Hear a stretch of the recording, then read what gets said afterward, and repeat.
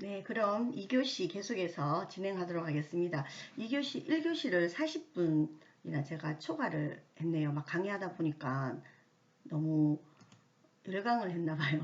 그래서 2교시는 제가 좀 시간을 맞춰가지고 그렇게 진행을 하도록 하겠습니다.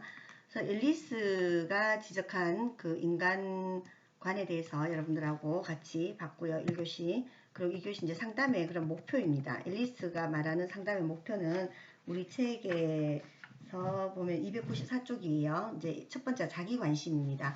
우선에 앨리스는 그 상담을 통해서 자기에게 관심을 가져야 된다. 정서적으로 건강한 사람은 자기 자신에게 관심 있고 진실하고 또 타인을 위해서 자기 자신을 자학적으로 희생시키지 않는다.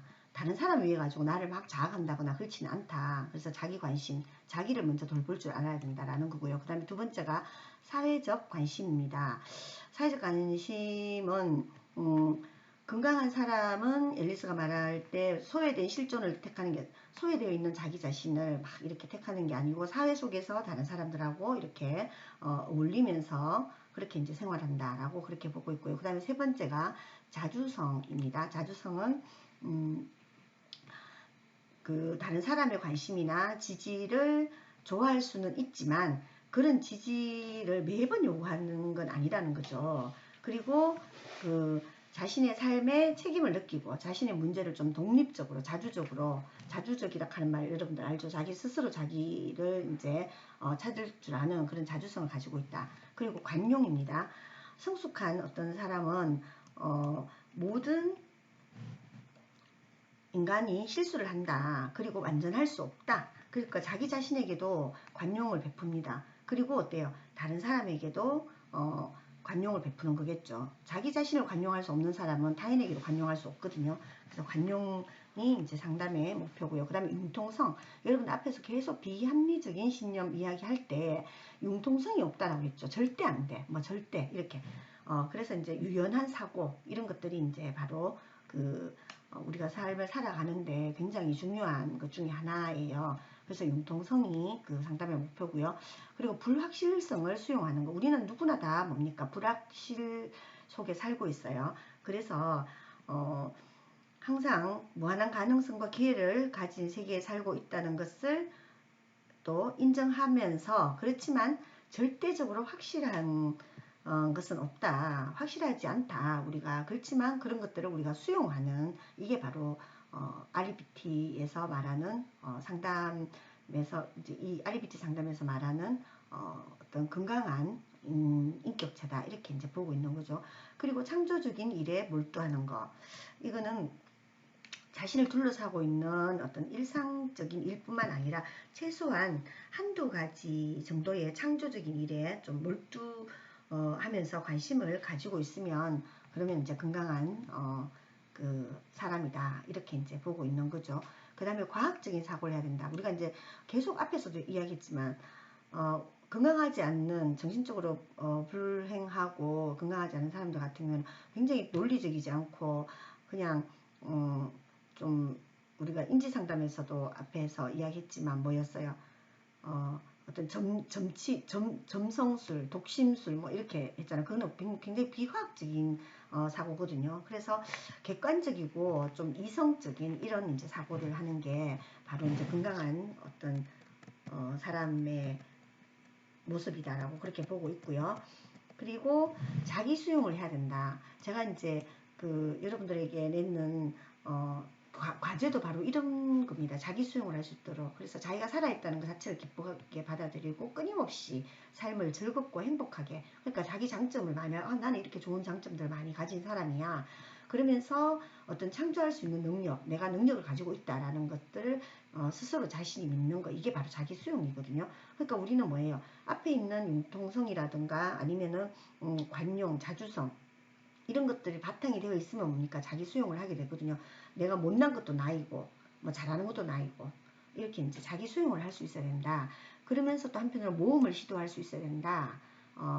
자기가 인생에서 진정으로 원하는 것이 무엇인가를 좀 생각하고, 그리고 인생을 좀 개척하는 거, 이게 이제 그 건강한 사람들의 특성이다. 그래서 이제 이걸 상당히 목표로 두고 있고, 장기적인 쾌락을 추구하는 게 중요하다. 순간의 쾌락보다는, 눈앞에 보이는, 바로 보이는 이런 쾌락보다는 좀 이렇게 미래지향적인 어떤 쾌락, 이런, 우리 그래서 어때요? 공부도 하고 아마 여러분들 새롭게 공부를 하는 것도 뭡니까? 지금 당장은 좀 힘들지만 어때요? 이걸 함으로 인해 가지고 내가 내 자신에 대해서 뿌듯하게 생각할 수 있고, 모험을 또 하기도 하고, 뭐 여러 가지가 있겠죠, 그죠? 그래서 장기적인 쾌락을 추구하는 이런 이제 그 인간의 모습이 이상적이다라고 보는 거죠.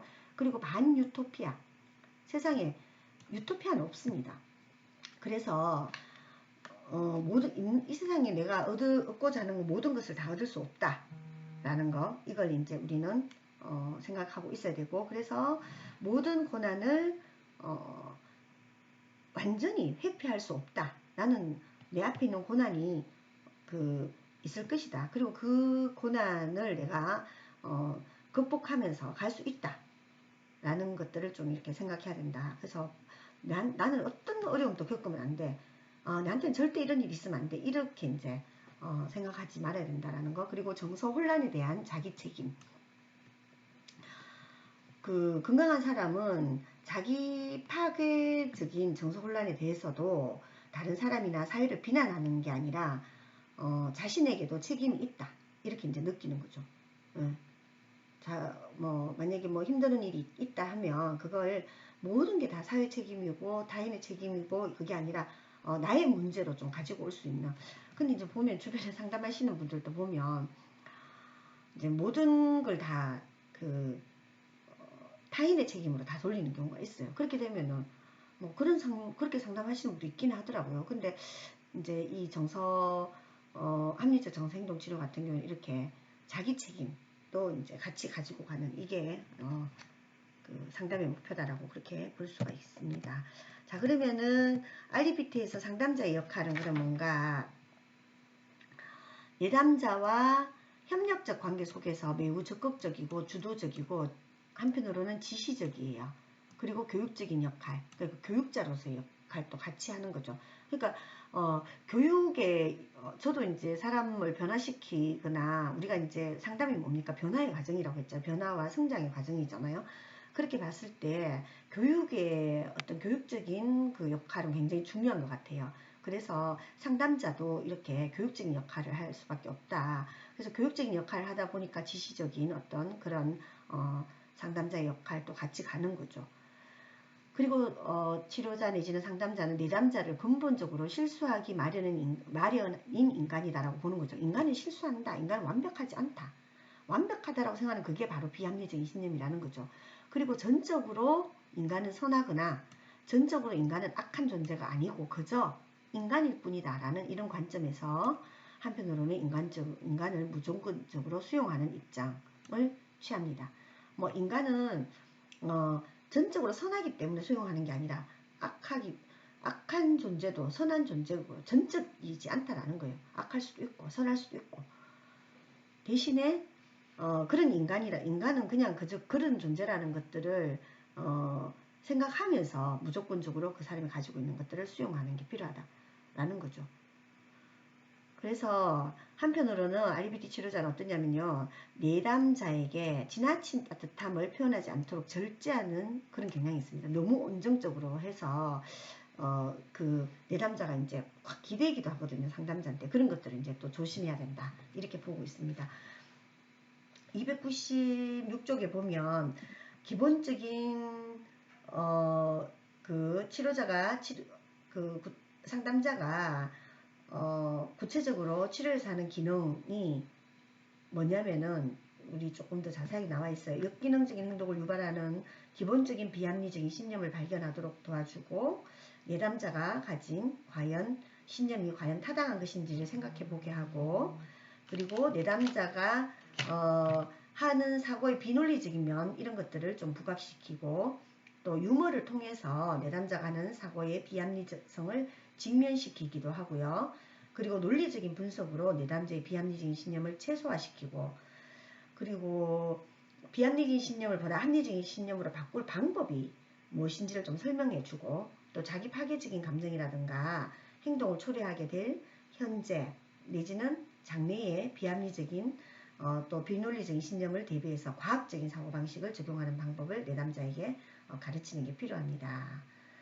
그리고 내담자가 여러가지 인지적, 정서적, 행동적인 방법을 사용해서 자기 감정을 조절할 수 있도록 그렇게 이제 만약에 행동이나 이런 게 파괴적인 행동이 나타나거나 폭력적인 행동 뭐 이런 것들을 할 때 우리가 이제 REBT는 그렇다고 했죠.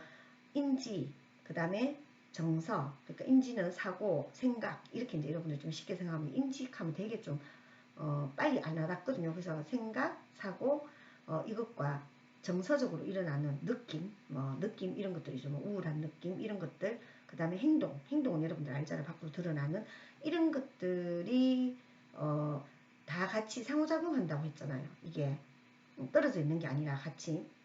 그래서 이제 이런 것들을 여러 가지 이제 이런 것들을 사용해서 좀 자기 스스로 이걸 절제하고 하거나 또 조절할 수 있도록 그렇게 돕는 게 바로 상담자의 역할이다. 그렇게 볼 수가 있겠습니다. 그래서 치료 단계는 우리 책에도 이렇게 나와 있어요. 치료 단계는 4단계까지 해서 REBT 소개하고요. 이제 치료 단계에서 REBT를 소개해요. 우리는 이렇게 해서 치료하는 거다라고. 그리고 이 단계에서는 내담자의 문제가 뭔지 진단을 하고 평가를 해요. 그리고 3단계는 비합리적인 신념이 이런 것들이 있다라는 것들을 밝히고 그리고 논박을 해서 논리적으로 바꿔주는 비합리적인 신념을 합리적으로 바꾸어주는 이런 이제 단계를 거치게 됩니다. 한번 볼까요? 치료 단계 이렇게 해요. 선행 사건이 있죠. 만약에 뭐 선행 사건이 뭐 이별이다 라고 합시다. 그런 이별 때문에 정서적인 어떤 시라는 결과가 나왔어요. 그러면은 이 시라는 결과를 바꿔줘야 되는 거잖아요. 그럴 때 어떻게 하느냐, 바로 이 신념 체계를 논박을 하는 거예요. 논박을 해서 효과적인 철학을 심어주고 그리고 이제 새로운 감정으로 나가게 되는 이제 이런 단계를 거치게 됩니다. 그러면 예를 들어서 우리 책에 보면 298페이지에 있어요. 비합리적인 신념을 밝히는 것. 추론을 사용해서 A와 C, 그 다음에 C와 A의 근간이 C와 A의 근간이 되는 게 뭔가 이런 것들을 알아보는 거죠. 그러면은 여기에 이제 어떤 게 있냐면은 298페이지 보면요. 이 내용은 뭐냐면은 이 대화 내용 자체가 내담자가 그 남편이 출장 가서 전화를 안 해가지고 이걸로 인해 가지고 너무너무 화가 나고 막 거기다가 이제 화가 날 뿐만 아니라 막 우울해지는 거예요. 두려워지고 두려움과 우울함 이런 것들이 왔어요. 그래서 이제 그 사건은 뭐예요? 전화를 안 했는 거죠. 출장 가서 전화를 안 했는 게 A예요. 그리고 C는 뭐예요? 우울함과 두려움과 뭐 괴로움인 거죠. 너무 괴로운 거죠. 근데 출장 가서 전화 안 했는 것 때문에 도착하면 전화하기로 했는데 안 했는 것 때문에 우울하거나 막 이렇게 충고 갖고 이럴 것까지는 아니잖아요. 근데 들어가 보니까 신념 체계가 뭐냐면은 내한테 전화를 안 한 거는 나를 사랑하지 않는 거고 그러면은 나를 버릴지도 모른다라는 이 신념인 거죠. 그래서 이걸 이제 논박을 통해서 이 신념이 잘못됐다라는 이런 신념이 있다라는 걸 알아차리게 하는 거죠. 예, 비합리적인 신념이 당신한테 있다. 당신이 왜 그것 때문에 그렇게 괴로운가를 그 괴로운가라는 이런 결과를 가져오는 게 뭐냐? 그게 이제 B라는 신념인데 이 B라는 신념을 논박해 주는 거죠. 그리고 효과적인 철학을 이제 찾아내고 그리고 새로운 감정으로 나아가게 되는 이런 게 이제 바로 이 합리적 정서 행동 치료의 치료 단계 중에서 바로 3단계 비합리적인 신념을 밝히는 거죠. 그리고 난 뒤에 이제 논박을 통해서 그래서 이제 새로운 감정을 찾아가는 게 바로 이 A, B, C, D, E, F라고도 이렇게 이제 그 치료의 단계가 이제 이렇게 볼 수 있는 거죠. 한번 볼까요? 또 치료 단계 한번 볼까요? 그럼 치료를 실제로 어떻게 하는가 이제 나옵니다. 논박과 수정을 통해서요. 자, A가 선행 사건이에요. 촉발 사건이에요. 요건 이제 다 나의 상사는 승진의 평가에서 나에게 보통이라는 점수를 주었어요. 그러니까 그 결과가 어떠냐. 그러니까 우리가 이제 회사에서 이런 일 많이 있죠. 내 상사, 나는 이제 이 상사를 되게 따르고 뭐 하여튼 그래서 나는 엄청나게 좋은 결과가 있을 줄 알았어요. 근데 결과가 승진에서 보통이라는 점수를 줬어요. 그러니까 결과는 뭐냐면 분노가 막 올라오고 수치스럽기도 하고 직장을 잃을지도 모른다는 불안감을 경험하게 됐어요. 그리고 행동적으로는 어떠냐. 상사를 몹시 비난하면서 막 다녔어요. 상사를 막 엄청 미워했어요. 비난하면서 막 다녔어요. 그래서 이제 이 A라는 선행 사건에 의해 가지고 C라는 결과가 왔어요. 근데 보니까 신념 체계가 뭐냐를 봤어요. 촉발 사건에 대신 내 상사는 나를 더 칭찬해야 돼 라고 생각하고 있는 거예요. 그리고 그는 내가 얼마나 열심히 일하는지 알지 못하는 멍청이야 라고 생각하고 있는 거죠. 그래서 이렇게 열심히 일했는데 이런 평가를 받는 것은 너무너무 끔찍한 일이다라고 생각하고 있는 이런 신념 체계 때문에 사실 이런 결과가 왔는 거예요. 선행 사건 때문에 그런 게 아니라 어떤 사람은 어때요? 신념 체계가 그래 나는 보통 점수만 받은 것도 억수로 잘한 거야. 이렇게 생각하면은 전혀 뭐 이런 시라는 결과가 안 오겠죠. 그래서 이제 논박을 하는 거예요. 인지적 접근에서의 논박과 정서적인 방법, 행동 전략 여러 가지가 있는데 인지적 접근으로 그가 한 일에 대해서 상사가 가진 정보의 적절성과 평균적인 평가를 받는 것이 정말 끔찍한지 또는 단순히 원치 않는 것인지 따져보는 거예요. 아니 이렇게 보통이라는 점수를 받았는 게 그렇게 끔찍한 일인지 아니면은 그냥 나는 내가 그냥 상을 받고 싶은 상이라는 높은 점수를 받고 싶은 그거였는지를 따져보는 거죠. 인지적으로는. 그 다음에 정서적으로는 두려움을 파고로 몰고 가는 경향. 자신의 그러면 내가 잘릴지도 모른다라는 생각은 할 수 있죠. 보통을 받았으니까. 그렇지만 이게 파국이냐라는 거예요. 자신의 인생이 자신의 바람대로 되어야 된다는 절대적인 점을 지적해 주는 거예요. 그리고 파괴적인 감정을 느끼도록 그냥 짜증나고 실망을 느낀다. 이렇게 이제 해주는 거죠. 그 다음에 행동 전략으로는 보상받을 수 있는 것들을 생각하게 해서 소풍이나 창의적인 계획을 만들어 보게 하는 것. 이게 이제 행동 전략이라고 볼 수 있죠. 논박을 이제 하는 거죠.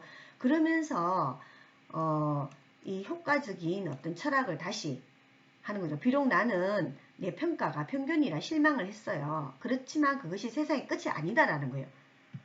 새로운 이제 효과적인 철학을 심어주는 거죠. 그리고 나는 내 상사가 내 일을 좀 더 잘 알도록 해볼 것이고, 바라건대 다음에는 좀 더 긍정적인 평가를 받으면 되겠죠. 그리고 새로운 감정으로는 어때요? 촉발 사건에 대해서도 효과적이고 합리적인 심리에서 나오는 새로운 감정과 행동이 나와야 되는데 나는 여전히 평가에 대해 실망을 느낍니다. 나는 원래 더 높게 받고 싶었는데 그렇지만 더 이상 망연자실하거나 우울하지 않다. 새로운 감정을 나는 가지는 거죠. 나는 다음 평가에는 더 나을 것이라고 낙관적으로 좀 생각을 하고 그리고 나는 상사를 만나 그에게 정보를 제공해서 다음번에 내가 원하는 평가를 받도록 할 것이다. 나는 이렇게 열심히 했고 뭐 이렇게 해가지고 그걸 이제 내가 전달하면 되는 거죠. 그럼에도 또 잘 못 나온다. 그렇더라도 어때요? 그걸 받아들이기도 하고 또 그 뭐 보통 점수라고 해서 내가 승진이 안 된다고 해가지고 인생이 끝나고 뭐 세상이 끝나는 건 아니잖아요. 그렇게 이제 논박을 하고 또 새롭게 이제 내 감정을 만들어낸다라는 거죠. 이게 바로 합리적 정서 행동 치료의 어떤 기법이고 치료 단계다라고 볼 수 있습니다. 네. 자, 그래서 인지적 기법하고 뭐 여러분들 앞에서 우리가 했는 앞에 표에서 했는데요. 치료 기법은 여러 가지가 있어요. 인지적 기법이 있고 그 다음에 정서적인 기법이 있고 행동적인 기법 이렇게 이제 세 가지로 나누어 볼 수 있는데 요거는 셋째 시간에 하도록 하겠습니다. 수고하셨습니다.